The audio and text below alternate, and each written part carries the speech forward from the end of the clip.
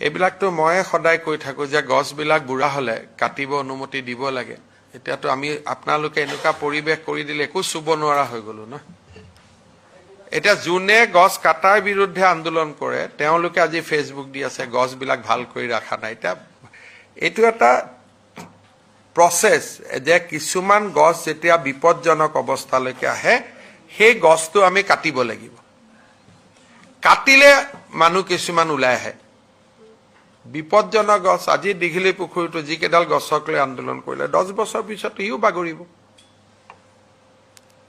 কাৰণ এটাতো তাৰোতো জীৱনকাল আছে সেইকাৰণে ফৰেষ্ট ডিপাৰ্টমেণ্টে কি কৰে যে আয়ুক চাই পেলাই গছডাল কাটি তাত নতুন প্লান্টেশন কৰে কিন্তু ইমান হুলস্থুল হৈ যায় এতিয়া কালিও সাবুৱাৰ ছোৱালীজনীৰ মৃত্যু হৈছে দুখজনক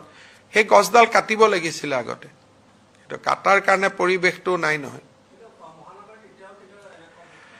এতিয়া আপুনি অলপমান আপুনি এটা সোশ্যাল মিডিয়াত অলপ লিখক যে মহানগৰীত বিপদজনক গছবিলাক চৰকাৰে কাটিব লাগে কিয় কাটা নাই বুলি তেতিয়াহলে মই কাটি দিম নহলে আকৌ কাটা আৰম্ভ কৰাৰ লগে লগে হিফালৰ পৰা আহি যায় যে কিয় কাটিলে